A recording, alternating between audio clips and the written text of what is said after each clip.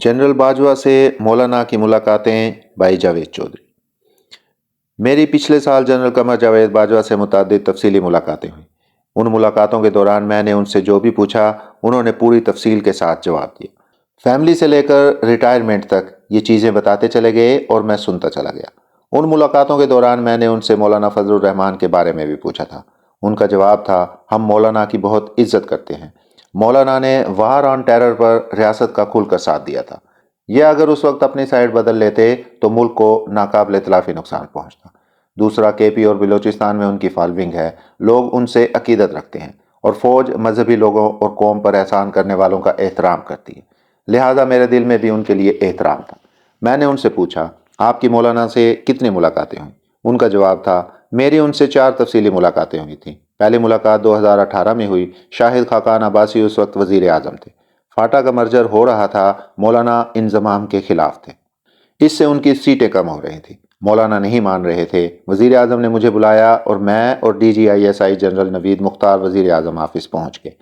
मौलाना और अब्दुल गफूर हैदरी अपने मौके पर डटे हुए थे। हमारे पास कोई सेकंड ऑप्शन नहीं था। हुकूमत की मुद्दत ख़त्म हो रही थी। अगर उस वक्त मर्जर ना होता तो फिर हमारी सारी मेहनत ज़ाय हो जाती। लिहाजा हमने जैसे तैसे मौलाना को मना लिया, लेकिन मौलाना मेरे साथ नाराज़ हो गए।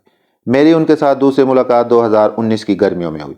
जनरल फैज़ हमीद ने मुझसे कहा, सर मौलाना आपके साथ मिलना चाहते हैं। मैंने उन्हें बुला लिया। यूँ मौलाना और मौलाना अब्दुल गफूर हैदरी जनरल फैज़ हमीद के साथ मेरे घर तशरीफ़ ले आए। ये मुलाकात अच्छी नहीं रही। उसमें मेरी मौलाना से ठीक ठाक तल्ख कलामी हो गई। मौलाना चाहते थे हम अपोजिशन को कौमी असम्बली से इस्तीफ़ों के लिए मजबूर करें। उनका कहना था, आप आसिफ अली जरदारी और शहबाज शरीफ से कहें ये इस्तीफ़े दे दें। मैंने जवाब दिया, मैं उनको कहने वाला कौन होता हूँ, ये उनका अपना फैसला है। लेकिन मौलाना हम पर जोर दे रहे थे, जिसकी वजह से मेरी उनसे झड़प हो गई। मौलाना को यह भी एतराज़ था, उन्हें DI खान से हरवाया गया था, जबकि असल सूरत हाल ये थी, अली अमीन गंडापुर वहाँ वाकई मजबूत था और मौलाना उसका मुकाबला नहीं कर पा रहे थे। बहरहाल जनरल फैज़ हमीद ने दरमियान में आकर माहौल ठंडा किया। मीटिंग के आखिर में मौलाना ने जनरल फैज़ हमीद और मौलाना हैदरी को बाहर भिजवा दिया। हम कमरे में अकेले रह गए तो मौलाना ने मेरे घुटने पकड़ लिए। मैं घुटने छुड़ाता रहा, लेकिन मौलाना ने मुझे हिलने नहीं दिया। जनरल बाजवा खामोश हो गए। मैंने उसके बाद पूछा, मौलाना आपसे क्या मनवाना चाहते थे? जनरल बाजवा का जवाब था, आप इसे छोड़ें, ये मेरी और मौलाना की ज़ाती गुफ्तगू थी। मैंने इसरार किया तो जनरल बाजवा ने मुझसे वादा लिया, आप ये बात लिखेंगे और ना किसी को बताएंगे। मैंने वादा कर लिया और मैं आज तक उस वादे की पाबंदी कर रहा हूँ। जनरल बाजवा का कहना था, मौलाना से मेरी तीसरी मुलाकात 2019 में उस वक्त हुई जब ये लॉन्ग मार्च लेकर इस्लामाबाद आए। उन दिनों दहशतगर्दी के वाक़यात हो रहे थे। हमें ख़तरा था, अगर खुदा ना खास्ता मौलाना के धरने में कोई वाक़या हो गया तो सैकड़ों लोगों की जानें चली जाएंगी। लिहाजा मैंने जनरल फैज़ हमीद से कहा और वो मौलाना को मेरे पास ले आए। उस बार उनके साथ अकरम दुर्रानी थे। मैंने जनरल साहब को रोक कर पूछा, जनरल फैज़ के मौलाना से कैसे ताल्लुकात थे? उनका जवाब था, मौलाना जनरल फैज़ हमीद से मुसलसल राब्ते में रहते थे और उनके एक दूसरे से बहुत अच्छे ताल्लुकात थे। बहरहाल मौलाना तशरीफ़ लाए और मैंने उनसे अर्ज़ किया, आप हुकूमत को कमज़ोर क्यों कर रहे हैं? इससे मुल्क कमज़ोर हो जाएगा। आप कौम पर रहम करें। मौलाना का जवाब था, आप इमरान खान से इस्तीफ़ा लें और हुकूमत को फारिग कर दें। मैंने उनसे एक बार फिर अर्ज़ किया, मैं वज़ीर आज़म से इस्तीफ़े लेने वाला कौन होता हूँ? मेरा लहजा ज़रा सख्त था, चुनांचे मेरी मौलाना से उस बार भी तल्ख कलामी हो गई। लेकिन सूरत हाल पिछली मरतबा जितनी टेंस नहीं थी। मैं चाहता था मौलाना धरना ख़त्म करके वापस चले जाएं और हुकूमत चलने दें, लेकिन मौलाना नहीं मान रहे थे। लिहाजा ये मीटिंग ख़त्म हो गई। मैंने पूछा, क्या मौलाना ने आपको इनकार कर दिया था? जनरल बाजवा का कहना था, मौलाना ने सीधा जवाब नहीं दिया था, वो बात गोल मोल करके निकल गए थे। जनरल फैज़ हमीद ने उनके बाद मुझसे कहा, आप ये मामला मुझ पर छोड़ दें, मैं मौलाना को मना लूँगा। फिर वाकई मौलाना चंद दिन के बाद धरना ख़त्म करके वापस चले गए। मुझे बाद अज़ां जनरल फैज़ हमीद ने बताया, सर मैंने चौधरी शुजात और परवेज़ इलाही से बात की थी। उन्होंने मौलाना से रब्ता करके उन्हें धरना ख़त्म करने पर राज़ी कर लिया। मेरी रीडिंग थी, मौलाना को महसूस हुआ होगा धरने से हुकूमत पर कोई ख़ास डेंट नहीं पड़ रहा, लिहाजा उन्हें कोई सेफ पैसेज चाहिए था और जनरल फैज़ हमीद ने चौधरी बिरादरान के ज़रिए उन्हें वो सेफ पैसेज दे दिया। और शायद उन लोगों ने उन्हें कोई गोली भी कराई होगी, जो अमूमन ऐसे हालात में कराई जाती है। बहरहाल यूं धरना ख़त्म हो गया।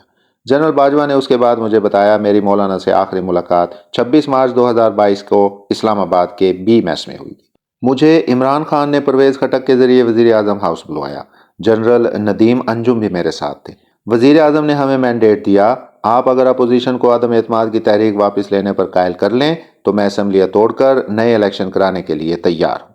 ہم نے وزیر اعظم کے کہنے پر اپوزیشن پارٹیوں کے لیڈروں کو بی میس میں دعوت دی۔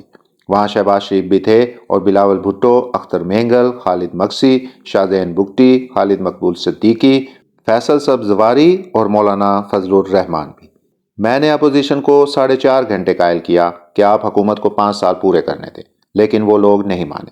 میں نے آخر میں ان سے کہا، آپ کامیاب ہو چکے ہیں، آپ نے وزیر اعظم کو دبا لیا ہے، لہٰذا اب اگر یہ استعفیٰ دینے اور اسمبلیاں توڑنے پر راضی ہیں تو آپ یہ پیشکش قبول کر لیں اور فریش مینڈیٹ لے لیں۔ شہباز شریف اس آپشن کے لیے راضی ہو گئے، لیکن مولانا اور بلاول بھٹو نہیں مانے۔ بلاول بھٹو نے مجھے یہ دھمکی بھی دی، جنرل صاحب آپ اگر ہمیں مجبور کریں گے تو میں پبلک میں جا کر بتاؤں گا ہمیں اسٹیبلشمنٹ عدم اعتماد واپس لینے پر مجبور کر رہی ہے۔ یوں یہ ڈائلاگ ختم ہو گیا اور میں نے وزیر اعظم کو اپنی ناکامی سے مطلع کر دیا۔ عمران خان اس وقت تک سائفر پاس رکھ کر بیٹھے ہوئے تھے۔ یہ شاید ہمارے ڈائلاگ کا انتظار کر رہے تھے۔ جب ہم ناکام ہو گئے تو اگلے دن 27 مارچ وزیر اعظم نے اسلام آباد کے پریڈ گراؤنڈ میں سائفر لہرا دیا اور یہ رجیم چینج کا بیانیہ لے کر عوام کے پاس چلے گئے۔ میں نے جنرل باجوہ سے پوچھا، کیا مولانا آپ سے ناراض ہیں؟ ان کا جواب تھا، مجھے یہی محسوس ہوتا ہے، اور اس ناراضگی کی 3 وجوہات ہیں۔ ہم نے اس زمانے میں مدرسہ ریفارم شروع کی تھی۔ مولانا یہ نہیں چاہتے تھے، مدرسہ بورڈ پر ان کی اجارہ داری تھی۔ ریفارمز کے بعد یہ اجارہ داری ختم ہو گئی اور میدان میں جامعۃ الرشید جیسے نئے پلرز بھی آ گئے۔ مولانا اس پر خفا تھے۔ دوسری وجہ فاٹا مرجر تھا اور تیسری وجہ 2019 میں میری ان کے ساتھ تلخ کلامی تھی۔ میں نے ان سے پوچھا، تحریک عدم اعتماد میں آپ لوگوں کا کیا کردار تھا؟ جنرل باجوہ کا جواب تھا، ہم نے اسے رکوانے کی کوشش ضرور کی تھی، لیکن عدم اعتماد کرانے میں ہمارا کوئی کردار نہیں تھا۔ یہ آصف علی زرداری کا پروجیکٹ تھا۔